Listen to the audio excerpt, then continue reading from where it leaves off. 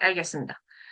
오늘 수업 같은 경우에서는 예비 12학년들한테 이제 리터레처 수업을 하게 될 거고, 예비 12학년이면 알아야 돼. 본인이 랭릿인지 리터레처인지. 그래서 선생님 오늘 리터레처 할 거예요. 왜냐면 여름 특강 같은 경우에서 리터레처 중심으로 돌아가기 때문에 랭릿 수업을 안 할 거예요. 그 단체 수업에서는. 그래서 일단은 얘네들을 일단 중심으로 우리가 가겠다라는 거가 있죠. 그래서 요거를 이제 분석을 하게 될 거고, 이게 한번 얘기를 해볼 거고, 얘 같은 경우에서는 단체 수업 다들 뭐 12학년, 그러니까 11학년 겪어보셨으니까 알겠지만, 단체 수업 같은 경우에서는 페이퍼 1 문제 풀이로 들어가게 됩니다. 왜냐면은 페이퍼 2는 학교마다 커리큘럼과 실러버스가 다르기 때문에 선생님이 맞춰줄 수가 없어요. 그래서 그건 개인인 거고, 이렇게 들어가서 오늘 한번 볼 건데, 그 전에 요거 하나 볼 거예요. 이미 다들 과정에 들어가 있기 때문에 과정을 모르지는 않을 텐데, 그래서 오늘 같은 경우에서는 약간 페이퍼 1에서 우리가 유의해야 될 점들이라던가, 아니면 내가 시험 준비를 할 때 슬슬 아이오 준비를 해야 되는 친구들이 좀 있을 거거든요. 그래서 그거 할 때 내가 어느 정도로 좀 준비를 하는가, 그래서 시간은 어느 정도 들여야 되는가, 이걸 살짝만 얘기를 해줄게요. 일단은 이번 특강에서 가장 먼저 제일 중요한 페이퍼 1입니다. 그래서 에세이를 기준으로 선생님이 얘기를 해주자면, 두 개의 연신 텍스트 중에 하나를 선택해서 가이드 퀘션 바탕으로 에세이 작성하는 거죠. 그래서 하나만 선택하는 친구들이 이제 존재하게 돼요. 그래서 시, 소설, 수필, 희곡이라고 이야기하는 네 개의 시, 소설, 수필, 희곡이라고 말하는 네 개의 갈래를 모두 알고 계셔야 되고, 이 두 개의 연신 텍스트라고 말하는 거는 저 네 개의 항목에서 자유롭게 나오기 때문에 가끔 어떤 학생들이 쌤한테 선생님 꼭 시는 나온다던데요 라는 오래된 괴담을 듣고 나한테 오는데 아니야. 그냥 다 알아서 나올 거야. 그래서 실제로도 소설이라고 얘기해 소설과 희곡이 나온 적도 있고요. 학생들이 가장 피하고 싶었던 희곡과 수필이 나왔었던 적도 있기 때문에 전혀 문제가 없다라기보다는 전혀 상관이 없습니다. 그래서 한마디로 네 개를 전부 여러분들이 분석할 수 있어야 되고 구분할 수 있어야 돼요. 그래서 쌤이 이제 슬쩍 걱정돼서 하는 얘기기는 한데 쌤이 이제 뭐라고 할까 예비 12학년한테 좀 주의를 해야 된다라고 하게 되면 여러분들이 네 개의 항목을 배우시다 보면 네 개의 갈래를 배우다 보면 문학 개념이라든가 접근 방식이 섞일 때가 있거든요. 접근 방식 구별을 잘 해놓자라는 겁니다. 예를 들어서 내가 시를 분석을 하는 주인공이나 인물이나 시점 얘기를 해서는 안 된다는 얘기예요. 그리고 내가 소설 분석을 하는데 뜬금없이 심상 얘기하는 거 되게 어색해. 그렇게 되면은 얘가 문학 갈래에 대한 이해가 없나라는 생각이 딱 먼저 들거든요. 그렇기 때문에 네 개를 일단 구분하는 게 선생님은 예비 12학년들한테 하고 와라 해요. 물론 하게 될 건데 만약에 하면 그래서 영어 특강이나 아니면 여러분들 학교에서 공부를 하실 때도 그럴 텐데요. 시, 소설, 수필, 희곡을 순서대로 배우거나 아니면 따로따로 배우게 돼요. 같이 배우면 섞여버려요, 개념이. 그래서 따로 먼저 배우고 나중에 결국엔 다시 섞이거든. 그런 과정들이 다 있어서 그런데 나중에 다시 한번 나누셔야 돼요. 그래서 그런 거 좀 고민을 해주시고 하나가 요거가 하나 있어요. 이제 1년 정도 하다 보니 학생들이 약간 불만이 생기는 애가 얘예요. 왜냐면은 가이드 퀘션이라고 얘기하는 게 어떻게 돼? 에세이의 분석 기준이라고 이야기하는 애들을 기준의 기준이 되는 거죠. 왜냐? 내가 작품을 읽었어. 대충 이해가 된다고. 이랬는데 갑자기 안내 질문이 뭐라 그래? 운율과 시의 구조를 풀어봐라. 내가 본 건 비유와 상징인데 어쩌지? 이런 부분들이 생겨요. 들고 가야 되나요? 들고 가시는 게 좋죠. 라는 거예요. 그리고 하나 살짝 그걸 얘기해 주자면, 제가 안내 질문 만들어서 에세이 분석해도 된다는데요. 라고 말하는 게 맞는데, 그렇게 되면 아이비가 실제로 중요하다고 생각했다는 기준을 놓칠 가능성이 되게 높아져요. 그래서 기본적으로는 안내 질문의 기준을 따라가시면서 문제를 풀어주셔야 된다. 그래서 쌤이 느끼기에 이제 12학년쯤 되는 친구들의 어, 고질병 같은 게 안내 질문 무시하고 싶어요라는 본인의 어떤 세뇌 같은 거거든요. 무시하지 마. 그거 따라가셔야 돼요. 일단 그런 게 있을 거고 두 번째로 그냥 조금 다른 거 얘기를 해보자면 1년 딱 남으셨거든요. 일주일, 그러니까 다다음 주 월요일이 메이 파이널 시험이에요. 한국어가 제일 먼저 와요. 그래서 딱 1년 남았다고 생각해 주시면 되는데, 이 얘기를 왜 하냐? 페이퍼 2 슬슬 준비하셔야죠. 라는 것 때문에 그래. 페이퍼 2 다 알겠죠? 공부한 두 작품이 학교에서 공부한 두 작품이고 네 개의 질문 중에 하나를 고르는 건데 사실 예비 12학년들한테 쌤이 강조하는 건 얘겠지라는 거예요. 왜냐? 아직 못 봤을 수도 있고 몇 번 연습해본 친구들도 있을 건데 네 개의 질문이라고 얘기하는 게 문학의 어떤 역할 같은 것들 아니면은 수사법 기준으로 물어보기도 하고요. 시대상 같은 것들 얘기할 수도 있고, 진짜로 추상적인 어떤 주제를 우리한테 전달을 하는 네 개의 카테고리 안에서 질문이 나가요. 그래서 예를 들어서 공부한 두 작품에서 윤리 도덕의 개념을 어떻게 전달해? 라고 하는 이제 문제를 물어보면 우리가, 어쩌지? 라는 생각이 이제 하게 될 거야. 그렇기 때문에 공부한 두 작품이잖아요. 학교 수업을 열심히 들어보자, 이기는 해요. 먼저. 학교 수업에서 배우는 거니까. 얘가 기본이에요. 그렇게 되면서 결국에는 비교대조라고 얘기해서 공통점도 있을 것이고 차이점도 있을 건데 얘네들을 내가 잘 구별을 해놓는 게 좋겠지. 근데 이번에 25점으로 바뀌었어요. 25점으로 바뀌었는데 뭐가 바뀐 거냐면 크라이테리아 B를 B1, B2로 바꿨어. 12학년이면 알아야 돼요. 크라이테리아 B는 수사법이에요. 수사법 분석이나 채점이 훨씬 더 많이 들어갈 거란 얘기거든요. 그렇기 때문에 여러분들이 페이퍼 2를 공부를 미리 준비를 해 놓으신다면, 쌤 같은 경우는 좀 그래. 소설을 내가 두 개를 둘 다 소설로 가. 그러면 시점이 다를 수도 있어. 그럼 걔네들은 차이점을 두는 거예요. 아니면 시점이, 선생님 1인칭 주인공 시점이어가지고 둘 다 같아요. 이렇게 되면 뭔가 그래도 다를 수 있지 않겠니? 아니면은 받아들이는 거죠. 공통점으로 가서 내가 1인칭 주인공 시점은 공통점 분석 문단으로 가져야겠다. 둘은 어떤 면에서 비슷할까? 이 생각을 먼저 해달라는 얘기야. 아니면은 좀 많이 하는 게 인물의 주인공의 성격이 여기서 성격이 진짜 캐릭터 얘기하는 거 아니야. 그거 알아야 돼. 전형적 인물인지 개성적 인물인지 평면적 인물인지 입체적 인물인지 정도의 이 기준이 있어야 돼요. 그러면 내가 내 주인공은 어떤 주인공은 입체적 인물인데 얘는 평면적 차이점이 있구나 니네. 약간 이런 식으로 하나 조합을 해주시는 게 있겠다 인 겁니다. 그래서 페이퍼 2는 1년 전부터 준비하라는 조금 좀 너무 그거 한 기준이기는 하거든요. 그래도 6개월 전부터 100% 준비하셔야 되고, 대신에 페이퍼 2는 자연스럽게 준비가 되실 가능성이 높은 게요. 아이오 때문에 그래요. 아이오를 해봤거나, 아니면 지금 준비를 아직 못 해본 친구도 이게 나눠져 있는 걸로 내가 기억을 하는데, 기준 대충 그래. 그래서 여기 봤을 때 1번 한국 작품과 번역 작품 조합으로 가셔야 됩니다. 갑자기 내가 외국 가면 안 돼. 통과가 안 돼. 그래서 반드시 이걸로 조합이 될 거고 제일 중요한 게 뭐예요? 아이오에서 사용한 작품은 페이퍼 2에서 사용이 안 되십니다예요. 중복이 절대 안 돼. 그러니까 쌤 같은 경우는 학교 선생님이 이제 아이오 설치를 할 거란다 이러면서 한 일주일, 2주일 전에 알려주시기 시작을 하면 내가 페이퍼 2에서 뭘 가져갈까를 먼저 고민을 하시는 게 나아요. 특히나 에세이는. 왜? 비율이 다르잖아. 비중이. 페이퍼 2가 35점이고 아이오가 35%고 얘가 30%란 말이에요. 솔직히 페이퍼 2를 먼저 준비하는 게 나아요. 그러니까 조합으로 갔었을 때 내가 여러 번 볼 수 있는 애를 페이퍼 2로 가시고요. 와, 이거는 진짜 조금만 다루고 싶어. 이렇게 되면 저게 아이오가 40줄 말제문 기준으로 가거든요. 그래서 그 장면만 해도 돼요. 40줄만. 그러니까 너무 보기 싫었던 요소들이나 시 같은 애들 이런 거 분석을 하실 거면 이쪽으로 좀 빼주시면 좋겠다 였었습니다. 그리고 학교에서 배우시는 분들은 10분 발표하고 질의응답 5분 하시고요. 나는 셀프 토신데요 하시는 친구들은 15분 혼자 발표하시는 거예요. 그래서 그렇게 될 거다라는 얘기고 아이오 같은 경우에서는 GIE가 정해지는 글로벌 카테고리가 굉장히 중요하게 되어서 요 GI를 항상 잘 보셔야 된다. 얘가 뭐야? 공통주제가 될 것이고 또 하나가 결국에는 전 세계적 이슈이란 말이에요. 그래서 어떤 문화권이라던가 시대라던가 아니면 뭐 사회에 따라서 초월하는 기준으로 가야 돼. 그래서 이쪽으로 한번 일단 생각을 해주시면 좋겠고, 그래서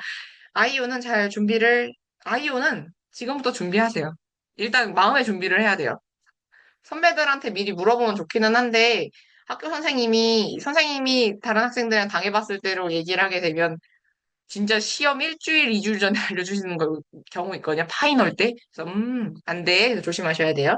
혹시 HL입니다라고 하게 되면 조금 슬프다라고 개인적으로 생각하긴 하는데 HL 같은 경우에서는 두 개를 다 하셔야 되죠? 운명이 그래요. 그래서 한마디로 피할 수 없어요. 그래서 시소설 수필이고 모두 다 알고 계셔야 되고요. 가끔 학생들이 물어보는데 이거 1시간, 아니 이거 1시간이 아니고 2시간 15분이거든요. HL 다 알 텐데 1시간 15분, 1시간 15분 합치면 2시간 30분이어야 되는데 15분 됐어. 그러니까 짧다는 얘기야. 그러면은 평소처럼, 그러니까 다른 SL처럼 15분 분석하고 1시간 작성하고 안 돼요. 10분씩 분석하시고 50분 안에 쓰셔야 돼요. 그렇기 때문에 좀 더 속도가 빨라지셔야 된다라는 거고, 개인적으로 그냥 위로 삼아 얘기를 해주자면, HLSA 같은 경우는 좀 미리미리 해두세요. 왜냐면 좀 쉬워요. 이게 쉽다고 해야 되나? 근데 본인이 학교에서 배운 작품을 하나를 정해서 좀 되게 깊게 들어가는 거거든요, 소논문은. 근데 약간 논문 같은 것도 좀 찾아보고 그러시면서 주제 정하고 학교쌤이랑 얘기하다 보면은 생각보다 쉽게 마무리가 돼요. 그러니까 미리 조금 HLSA를 할 거를 빨리 빼놓고 페이퍼 투 아이오 준비하시면서 페이퍼 1에서 속도를 좀 높이시는 거를 추천을 드린다. 그래서 HL 같은 경우에서는 비중이 좀 다르고요. 페이퍼 1이 좀 다르겠다라는 거예요. 그래서 오늘은 근데 뭐 할 거냐라는 건데, 요거는 근데 사실 너네 A, B, C, D 모르면 안 되기는 하거든요. 그래서 잘 알고 계세요? 크라이테리아인데 왜 크라이테리온이라고 썼을까? 중간에 얘가 자동 된 것 같긴 한데, 이거 페이퍼 1 기준인데, 사실 최이점 기준을 잘 아셔야 돼요. 근데 쌤이 중요한 거 몇 가지만 좀 짚어줄게요. 크라이테리아 A에서 중요한 거는 작품의 주제를 알고 있으면 참 좋겠지라는 것도 있는데, 두 번째가 뭐냐? 제발 작가의 의도를 잘 가셔야 돼요. 그리고 이게 안내 질문과 연결이 되어야 되거든. 근데 이게 무슨 말이냐면, 작품에서 학생들이 예를 들어서 이민자 문제를 딱 잡았어. 근데 그러면은 학생들이 제일 먼저 찾는 게, 한국 사회 비판, 차별, 막 이렇게 가요. 아닐 수도 있어요. 이민자가, 작가는 그거를 긍정적으로 그리고 싶을 수도 있잖아. 그리고 굉장히 뭐라고 할까요? 긍정적이고 뭔가 유쾌하게 그릴 수도 있다고. 그랬을 때 페이퍼 1 할 때 12학년 제일 걱정인 건 쉽게 접근하려고 하다 보면 복잡해지실 거예요. 안 돼요. 복잡하게 갈 수 있으니까 신중하게 주제를 찾으세요. 그래서 그렇게 될 거라서 그렇고, 크라이테리아 A에서 나는 5점을 받고 싶은데 항상 3, 4점에서 멈춰요 하는 친구들은 에, 심층적인 측면까지 못 가서 그래. 근데 심층적인 측면이라는 게 사실은 해석에 가깝거든요. 그러니까 예를 들어서, 이 작품은 이민자 문제를 다뤘네. 차별적 사회를 이야기하네. 그렇게 하고 끝나는 게 아니라, 거기서 이민자가 겪는 어떤 어려움이 사회의 시선에 따른 차별일 수도 있지. 그 차별에 대응하던 거죠. 그거일 수도 있어. 근데 정체성 문제일 수도 있다고. 그걸 같이 다룰 수도 있다면, 내가 여러 개를 찾아주면서 깊게 깊게 들어가셔야 5점을 받을 수 있어요. 크라이테리아에서. 크라이테리아 B 같은 경우에서는 다들 알겠지만 수사법을 최대한 여러 개를 좀 분석을 해주면 좋겠죠. 그래서 내가 얘네들에 대해서 잘 해주시면 좋은데 이제 1번으로 가게 되면 쌤 같은 경우는 수사법의 기본 개념부터 조금 탄탄하게 잡으셔야 돼요. 내가 비율을 분석할 거야. 보조적 관념을 통해서 원관념을 설명하는 거야. 근데 보조적 관념과 원관념의 공통점이겠죠? 그렇게 되면 내가 어떻게 돼요? 이 기본 개념을 딱 하게 되었을 때, 그러니까 비유법을, 수사법을 사용하는 의도를 내가 찾을 수 있어. 왜 A와 B가 비슷하잖아. 그러면은 예를 들어서 새와 인간을 비슷하게 봤어. 그러면 새로 인간을 얘기한 이유가 뭘까? 새의 특징이 뭐야? 하늘을 날 수 있고 자유로운 이미지를 갖고 있으니까 혹시 인간의 자유를 이야기하기 위해서 새를 말했나? 라는 생각을 하죠. 그리고 그걸 내가 분석 과정에서 쓰시는 거예요. 그거가 기본에서부터 이렇게 들어가. 그리고 세 번째가 뭐냐면 작가의 의도뿐만이 아니라 주제와의 연결이에요. 비슷하지 않나요? 나도 비슷하다고 생각을 하는데 학생들이 새는 자유롭게 날아가는 존재니까 사람을 딱 냈었을 때 인간의 자유의지를 얘기를 하는군요. 이렇게 딱 가. 그리고 끝나. 그러면 현대 사회에서의 인간의 자유의지가 무엇인지를 얘기하고 싶은 작품이었는데 그렇게 그냥 끝나버리면 수사법 분석은 한 게 맞아. 근데 얘가 뭐야? 문제의 의도까지 연결하는 걸 요구하는 게 크라이테리아 B란 말이에요. 그렇기 때문에 끝까지 책임지고 갈 수 있느냐라는 겁니다. 그래서 생각보다 크라이테리아 B가 나 5점 안 나오고 맨날 4점으로 끝나. 이런 애들은 개수가 부족한 거거나 깊이가 부족해요.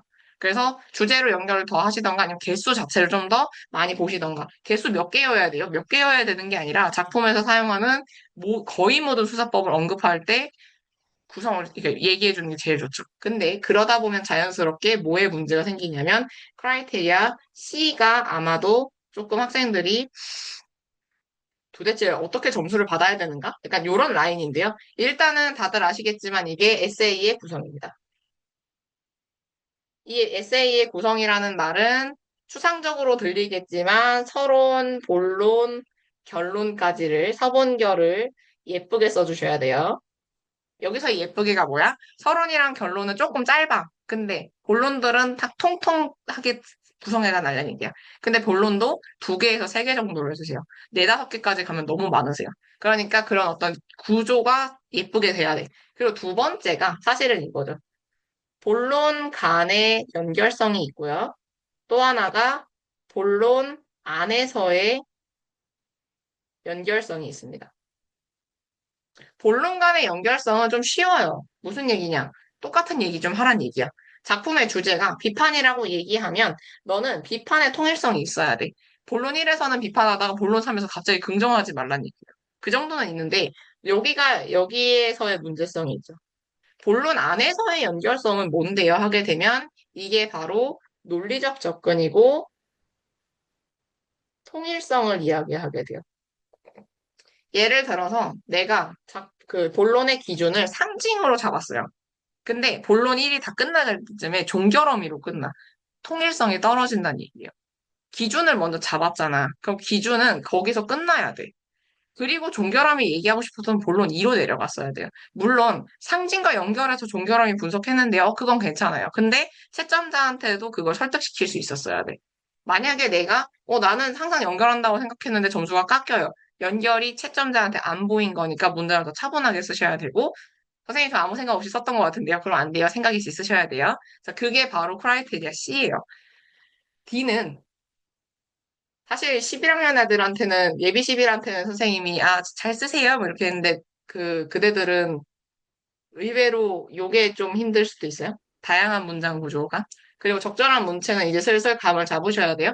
요거 혹시라도 하게 됐을 때 감상문의 형식은 안 됩니다. 뭐뭐라고 생각한다, 뭐뭐라고 느껴진다, 절대 안 돼. 독자는 이렇게, 이렇게, 이렇게 갈 것이다. 또는 독자로 하여금 어떠한 이미지를 연상시키게 만든다. 어떠한 어떤 인상을 받게 만든다. 어떤 순간을 떠올리게 만든다. 이러면서 독자한테 넘겨주세요.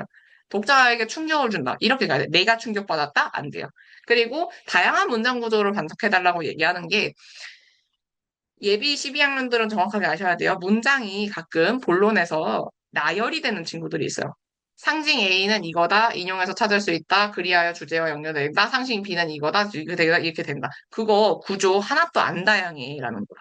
그러면 어휘력이 딸리는 거예요. 그렇기 때문에 아마도 문장 구조에서 학생들이 많이 틀린다. 그리고 농담 삼아서 나는 얘기하는 건 아닌데 애들이 농담으로 알아듣지만 너네 그 유행어 쓰지 마.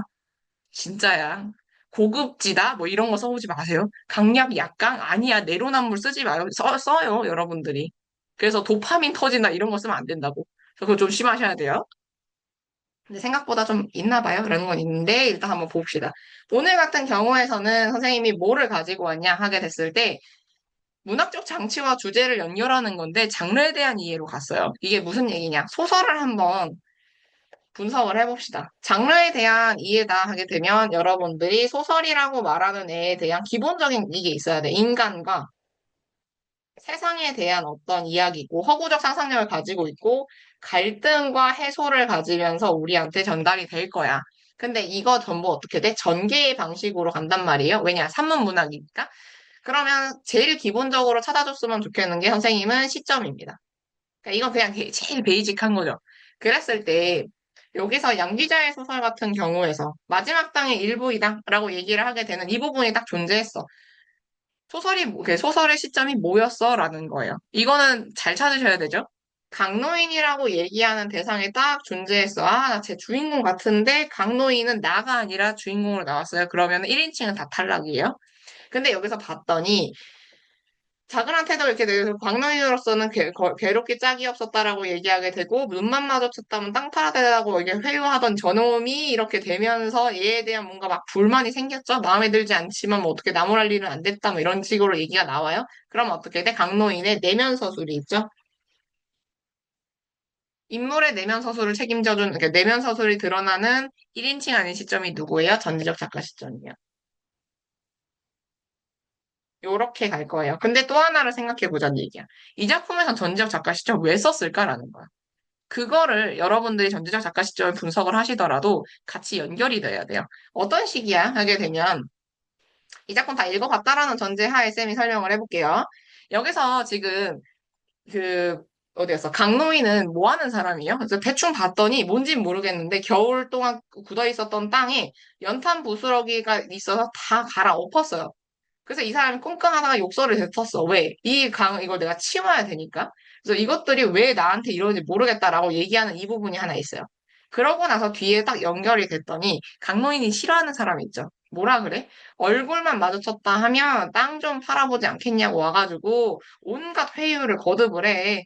그러면서 이제 막 집까지 찾아와가지고 감언이설을 하게 된다 그러고 이 사람이 지금 뭐라 그래요? 한꺼번에 이 강노인의 나머지 땅을 다 사들어서 나 빌딩 지어가지고 뭐 이거 할 거고 나 이거 할 거니까 해라 이렇게 말하는 사람이 딱 존재하게 돼. 요거 왜가? 전지적 시점을 사용을 하면서 지금 강노인이라고 얘기하는 이 사람과 누가 대비가 돼요? 박 어디가 박씨였죠. 박씨가 대비가 돼. 요 두 개의 대비가 간지적 각자 시점에서 이루어지고 이 안에서 어떤 것들도 있어요. 사건들 같은 것도 서술이 되잖아요.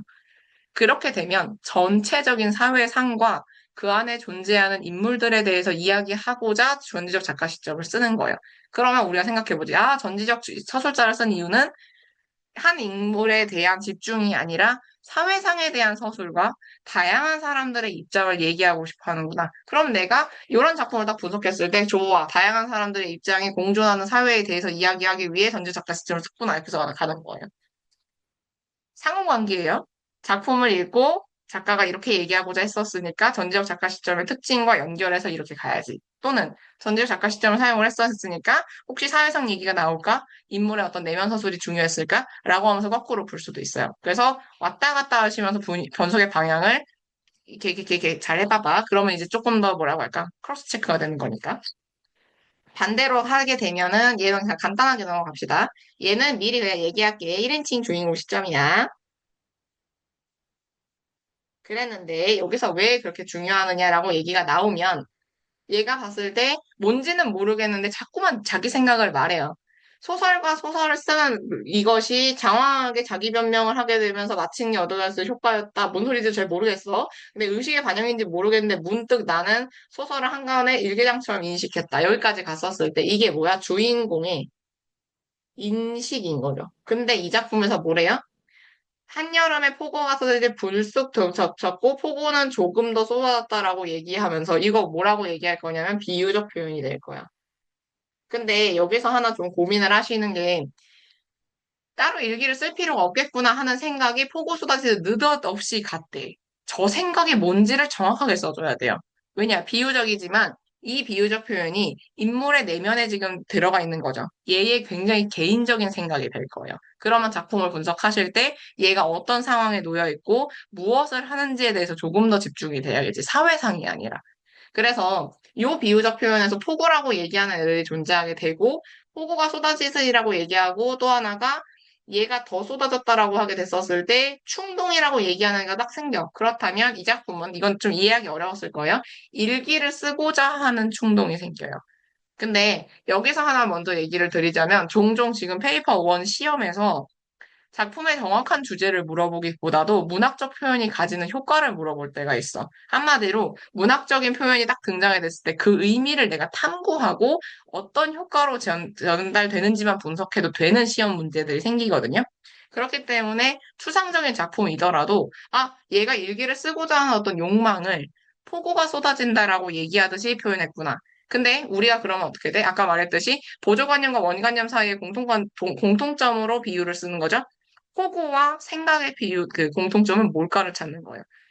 폭우는 내가 내리는 게 아니에요. 자연재해 같은 거죠. 자연현상이에요. 그렇다면 이 사람이 일기를 쓰고자 했던 욕망은 내가 만들어낸 거야? 아니면 그냥 덮쳐진 것 같이 갑작스러운 거야? 그래서 갑작스러운 걸 얘기하고 싶었던 거야. 그래서 충동이라는 단어까지 가는 거죠. 그랬을 때 우리로 하여금 자기가 뭔가 인식하지 못하는 또는 조절하지 못하는 어떤 욕망에 대해서 쓰는 글이구나. 그걸 폭우라고 얘기하는 얘의 특징과 연결되는구나라고 분석해 주시는 거예요.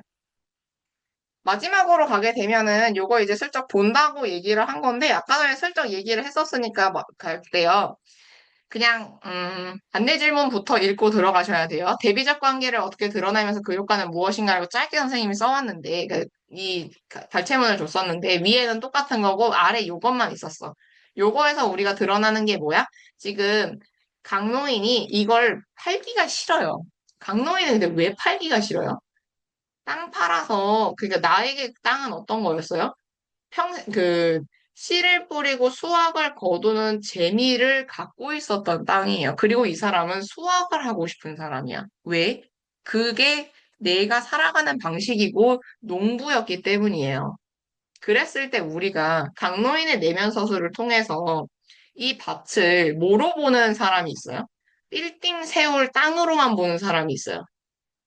그것과 이 사람 둘 사이에 대비가 있죠. 어떤 거? 가치관의 대비가 있다라는 거예요. 이것을 전지적 작가 시점을 통해서 내면 서술의 강노인으로 갈 수도 있고요. 아니면은 농사꾼이라고 이야기하는 어떤 상징적 요소를 통해서 강노인을 분석하게 되면서 이 사람의 문제가 뭐냐면 사회는 계속해서 욕망을 말해, 물질적 욕망을 말해. 근데 나는 어때요? 밭에서 내가 캐고 싶은 굉장히 원초적이고 아니면 자연과의 관계를 원하는 사람이 돼요. 그랬을 때 사회의 가치관과 개인의 가치관이 대비되는 관계가 드러나는 거예요. 나는 그것을 강노인이라고 이야기하는 존재로만 분석을 할 것인가. 근데 주인공 분석은 기준으로 별로예요. 전지적 작가 시점을 얘기해서 갈 것인가.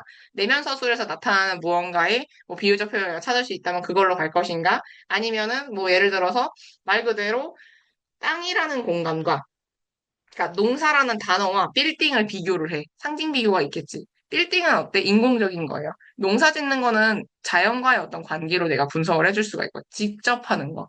그랬는데 빌딩은 어때? 임대해 줄 거니까 누군가가 돈을 벌어줄 거죠. 간접적인 방식이란 얘기예요. 그런 거에서 내가 한번 분석을 해주시면은 좋겠다. 인 거였었습니다. 그래서 쌤이 이번에 특강에서 했었던 거는 일단은 시험 준비를 열심히 해주셨으면 좋겠다가 솔직히 예비 12학년들한테 쌤이 좀 바라는 거고요. 아이오랑 페이퍼 2. 그리고 또 하나가 크라이테리아 A, B, C, D를 전부 잘 아시면서 작품 안에서 이야기하는 다양한 요소들이 사실은 모든 기준이 돼서 설명이 될 거야. 대신 오늘 선생님이 얘기한 것처럼 수사법을 찾고 얘가 인용이 그랬다 그러고 이렇게 넘어가. 이렇게 가는 게 아니라 수사법의 개념을 바탕으로 얘를 의미를 추론한 걸 쓰시고요. 그게 주제와 어떻게 연결되는지 쓰고 특히나 안내 질문의 기준과도 얘기를 해주시는 게 제일 좋겠다라는 거였어요.